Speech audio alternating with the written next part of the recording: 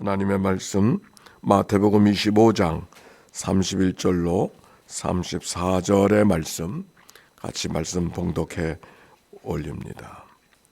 봉독합니다. 인자가 자기 영광으로 모든 천사와 함께 올 때 자기 영광의 보좌에 앉으리니 모든 민족을 그 앞에 모으고 각각 구분하기를 목자가 양을 염소를 구분하는 것 같이 하여 양은 그 오른편에 염소는 왼편에 두리라.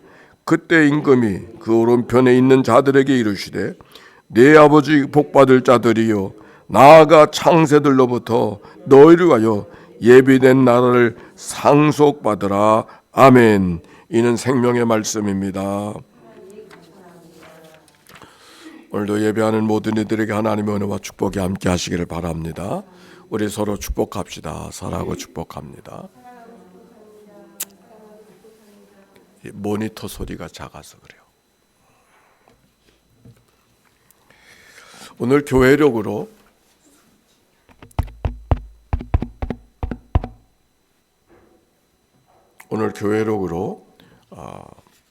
마지막 주일이 옳습니다. 다음 주일부터는 새해가 되어지는 그런 가운데 있습니다. 마태복음 24장과 25장은 마지막 때에 대한 말씀이 기록되어져 있죠. 마지막 때가 어떻다고 하는 말씀. 여기 31절에 보니까 인자가 그 자기 영광으로 모든 천사와 함께 올 때에 자기 영광의 보좌에 앉으리니, 우리가 마지막이라 그러면 뭔가 정말 어둠에 암흑이 몰려올 것 같은 그런 생각이 우리 마음속에 있잖아요. 그런데 오늘 성경에 보니까 그렇게 어두운 모습이 아니에요.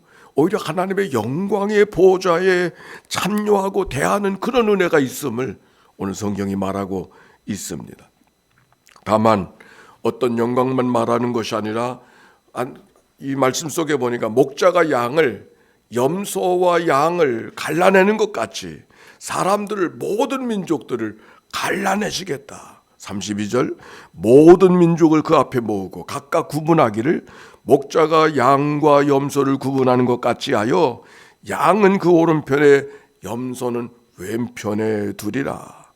목자가 양과 염소를 구분하듯이 어떤 이는 오른편에 어떤 이는 왼편으로 갈라내시겠다고 말씀하십니다. 여러분은 오른편에 가실 것 같아요? 왼편에 가실 것 같아요? 근데 생각해 보니까 갈라내는 것이 하나님이 이번만이 아니에요.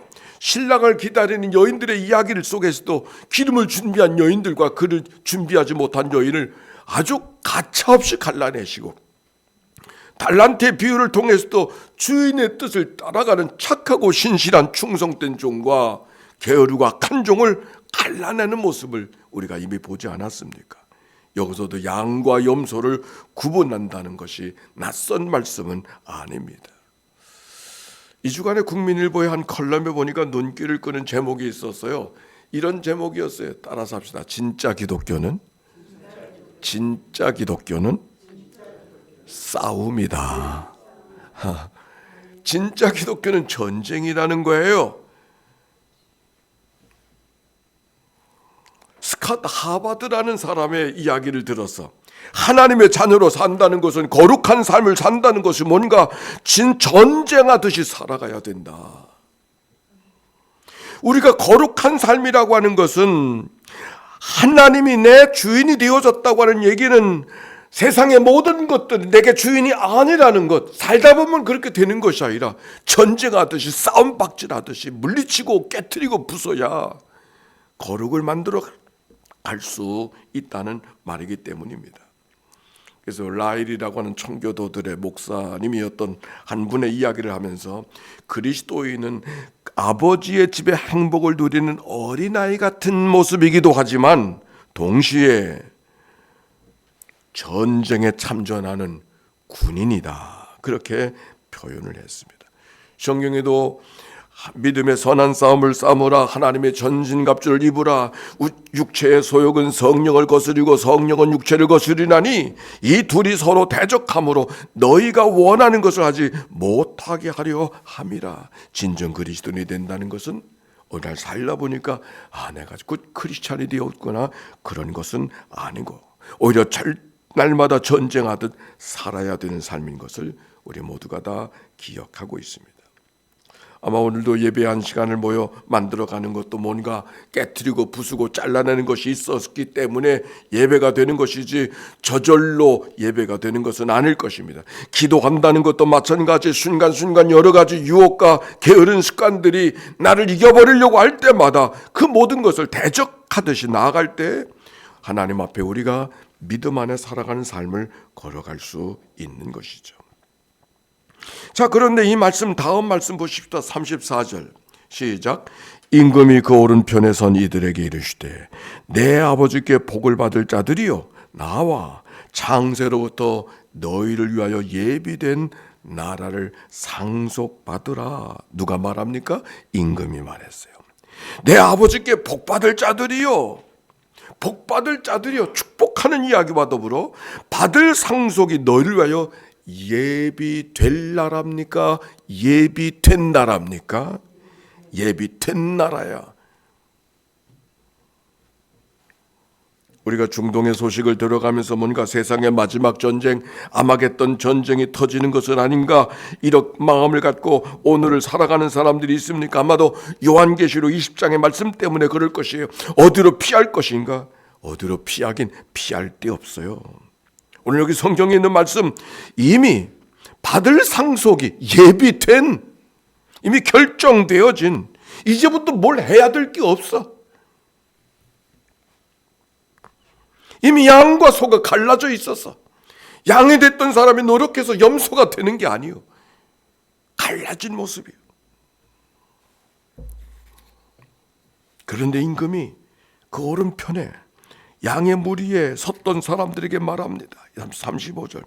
내가 줄일 때 너희가 먹을 것을 주었고 목마를 때 마실 것을 주었고 나그네 되었을 때 영접했고 헐벗을 때 옷을 입혀 주었고 병들었을 때 돌보았고 옥에 갇혔을 때 와서 보았느니라. 임금이 줄이고 나그네 되고 헐벗고 옥에 갇혔을 때 병들었을 때가 있었다고 말합니다. 아니, 누가? 임금이. 근데 그때 너희들이 날 잘 돌보았다고 말씀하고 있는 거예요. 그랬더니 오른편에 사람이 대답합니다. 주여, 우리가 어느 때 주께서 줄이신 것을 보고 음식을 대접했으며 목마르신 것을 보고 마시게 하였고 어느 때 나그네된 것을 보고 우리가 영접했습니까? 언제 우리가 그랬습니까? 전혀 기억할 수 없습니다. 전혀 기억할 수 없다고 말합니다. 우리가 인생을 살아가면서 여러 가지 큰일 작은 일들을 경험하지만 어떤 게 큰일이고 어떤 게 작은 일입니까? 기억나는 일들은 큰일이고 기억나지 않는 일은 작은 일들이죠. 작은 일들을 기억나지 않아요. 어떤 일을 잊었다가도 기억나는 일은 그게 큰 일이었기 때문에 기억나는 거예요. 오늘 아침에도 기억나는 게 하나 있었어요. 제게는. 제가 설교를 준비할 때마다 늘 자연스럽게 말씀을 나누었으면 좋겠는데 늘 내 마음속에는 설교를 할 때마다 원고에 가득히 담아가지고서 그거 다 전하려고 허겁지겁, 그래서 자연스러움을 잊어버리고 설교를 마칠 때가 참 많았고 그렇게 되지 않기를 정말 원했는데 은퇴할 때까지 그 일을 버리지를 못하더라고요.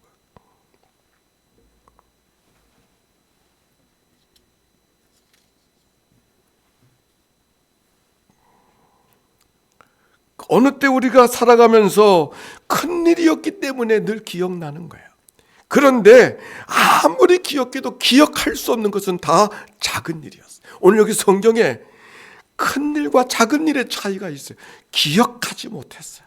그들은 늘 기억할 만한 일을 한 것이 아니라 해놓고도 기억할 수 없었던 것은 일상의 일이었기 때문에, 늘 하던 일이었기 때문에, 억지로 하는 일이 아니었기 때문에, 이거는 늘 자기의 습관 속에 있는 거고, 아니 성품이 그런 거죠. 성품이 그런 거예요. 나는 기억하지 못합니다 하는 말, 기억할 리가 있나요? 자기의 살아가는 삶의 모습대로 한 것인데, 성품대로 한 것인데. 오늘 이 말씀의 포인트가 거기 있는 거야. 성품은 어떻게 하다 어떤 일을 한번 잘해서 성품이 만들어지지 않아요. 기억하고 싶어도 기억이 되지 않는, 그러나 하나님은 기억하시는 일, 그게 성품으로 하는 일. 양과 염소는 어떤 것 때문에 양과 염소가 되는 것이 아니라, 어떤 훈련 때문에 양과 염소가 되는 것이 아니라, 그 성품이 된 이웃들을 돌아보는 일이 성품이 되어지고 습관이 되어지고 일상이 되어진 바로 그런 삶, 주님께서 찾으시는 삶인 것을 말씀하고 있는 거죠. 오늘 마지막 주일이에요. 마지막 주님을 어떻게 맞이해야 될 것인가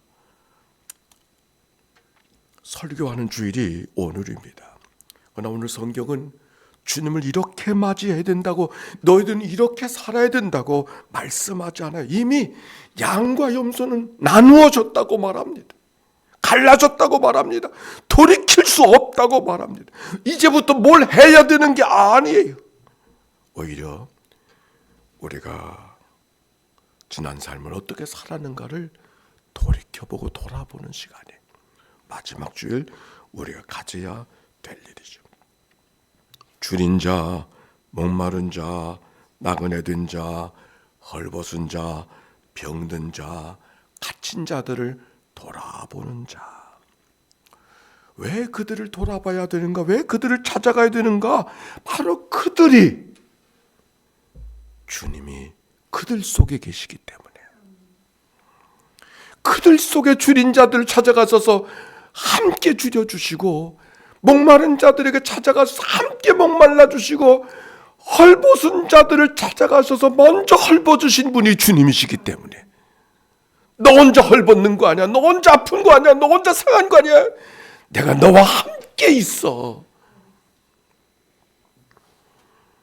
바로 주님이 그 속에 계시기에, 아픈 자들 속에, 상한 자들 속에, 병든 자들 속에, 갇힌 자들 속에 주님이 계시기에, 우리가 그들을 만나는 것은 그들을 만나는 것이 아니라 그들과 함께 계신 주님을 만나는 것이, 주님을 대한다고 하는 것이, 그 주님을 주님으로 맞이할 수 있는 자들이 하나님 나라 백성인 것을 성경이 말씀하고 있는 것이죠. 옛날에 한 유대인 랍비가 한 제자들에게 밤이 지나고 새날이 오는 것을 어떻게 알 수 있는가 이렇게 물었다고 합니다. 어린 제자들이 대답합니다. 멀리 있는 양떼에서 멀리 있는 저 양떼들에서 저것이 양인지 개인지 가릴 수 있다면 그게 바로 아침이 된 것이지요. 다른 제자가 대답했으면 아닙니다. 멀리 본 나무가 무화과 나무인지 감람나무인지가 구분되어질 때 그게 바로 아침이 되는 때이지요. 신통치 못한 대답으로 생각한 랍비가 그러면 답이 뭔가요? 랍비가 이렇게 대답했답니다. 너희가 대하는 사람들의 얼굴이 너의 자매요 형제로 다가오게 됐을 때 그때가 새날이 되는 날이란다. 만나는 사람을 형제와 자매로 볼 수 없다면 아직도 날이 밝은 게 아니야. 새날이 아니야. 파울로 코엘로의 흐르는 강물처럼 이라는 글 속에 나오는 이야기 토막입니다. 우리의 비전 인천국장에 하나님 나라가 오게 한다는데, 인천국제공항에 하나님 나라는 하늘에서 오는 것이 아니라 서로가 서로 안에 그리스도를 배운 듯 대하게 되어졌었을 때 거기 하나님 나라가 임하게 될 줄로 믿습니다. 그런 은혜가 우리 모두 가운데 있기를 기대하며 또 하루를 살아가는, 또 새해를 맞이하는 모두가 되시기를 주의 이름으로 축원합니다.